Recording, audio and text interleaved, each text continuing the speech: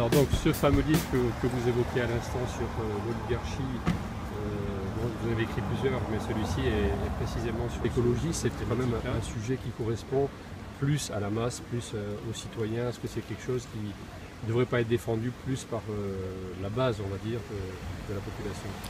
Il faut en parler, c'est difficile. On a engagé un reporter, un projet qui s'appelle Climat et quartiers populaires, où on va dans des quartiers pauvres, à Paris, à Marseille, à Bohain dans l'Aisne, en Seine-Saint-Denis, discuter avec les gens, voir ce qu'ils pensent, et aussi travailler avec des jeunes ou des moins jeunes sur comment ils disent, comment ils peuvent raconter avec leurs propres mots les questions d'environnement.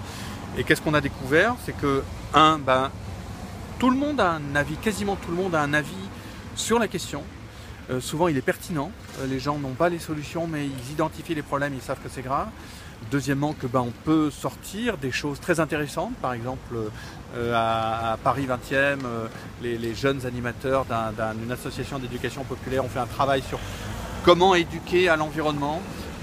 À Marseille, il y a eu un travail, un rap pour le climat qui est tout à fait enlevé et intéressant. Enfin voilà, il y a du travail. Après, c'est une démarche de long terme et c'est vrai que c'est très difficile dans une époque où il y a eu de plus en plus un détachement d'une large part de la population par rapport à l'ensemble du système. C'est-à-dire qu'ils n'y croient plus, ils décrochent en quelque sorte, ils ne s'intéressent plus, ils pensent que ça ne les concerne pas directement ou qu'ils ne doivent pas agir. Et donc là, il y a un travail de la part des médias, en tout cas nous c'est ce qu'on essaie de faire, et des écologistes, de parler à des gens de quartiers plus populaires et peut-être moins, même si c'est toujours important, à des gens des classes moyennes, on va dire, qui sont généralement le public et les gens les plus concernés a priori par l'écologie. Il faut arriver à travailler, à rétablir des liens au sein de la société, entre les différentes couches de la société. C'est pas facile, mais il faut vraiment le faire. Et vous parliez aussi des personnes qui décident de changer de statut et puis se retrouvent néo-agriculteurs qui se remettent dans des départements un petit peu plus, on va dire, plus centraux, la Creuse, etc., à cultiver, à se remettre, se rapprocher de la terre en quelque sorte. Oui, il y a un mouvement très profond qu'on va raconter dans un livre qui va sortir en février, en partenariat avec le Seuil, qui s'appellera vraisemblablement Les Néo-Paysans. Et effectivement, il y a beaucoup de gens des villes, jeunes ou moins jeunes, qui étaient instituteurs, informaticiens, infirmiers ou infirmières, ou voilà, de toutes sortes de métiers, même un disque jockey, et qui à un moment, à 30 ans, à 25 ans, à 40 ans, ont envie de changer de vie, et ont été travailler la terre, dans l'élevage, dans le maraîchage, dans des cultures. Et c'est un mouvement très profond, je ne sais pas s'il est significatif en termes majoritaires, mais en fait si on regarde le nombre des jeunes installations, ça commence à peser vraiment, et là on sent là aussi que la société bouge, et on est heureux de le raconter. C'est une vraie prise de conscience en fait.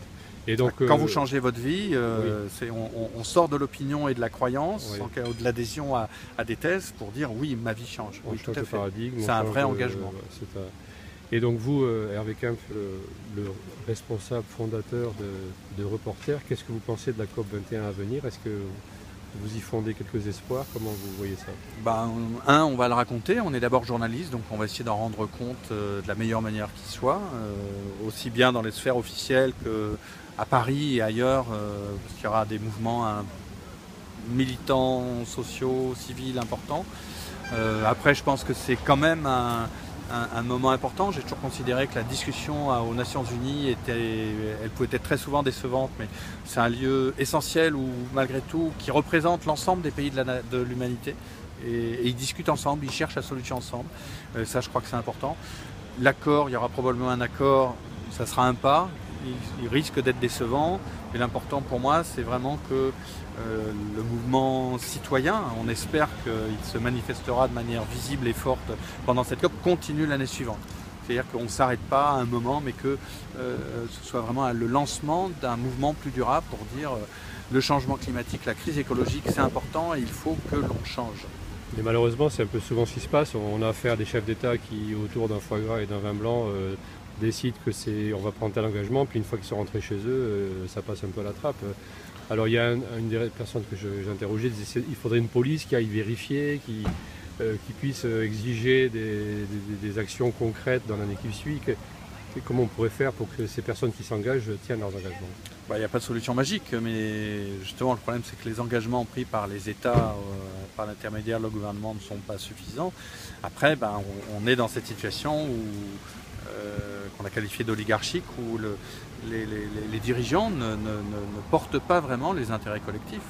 Donc un enjeu, mais on n'a pas la solution, enfin on ne sait pas ce qui va se passer, c'est qu'il y a des mouvements populaires assez forts pour influencer, pour changer la donne, comme ça s'est déjà produit sur d'autres cas, comme le gaz de schiste, les OGM, ou peut-être le TAFTA en ce moment, et qu'il y ait ce genre de mouvement sur le climat, sur l'écologie.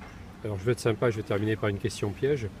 Vous dire quelle est aujourd'hui la personne qui représente le plus l'écologie en France?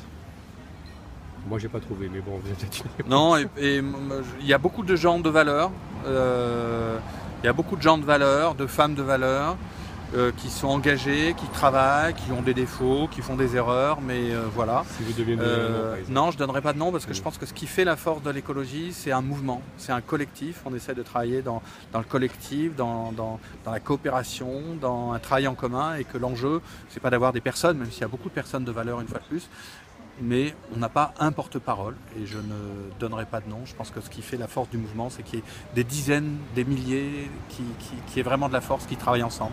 Même s'il y a des figures qui émergent, très bien, et que ces figures sachent travailler ensemble et ne pas chercher à se mettre en avant et à développer leur ego. Comme on disait tout à l'heure, donc l'écologie, c'est quand même une question citoyenne. Et merci beaucoup pour ce témoignage en direct.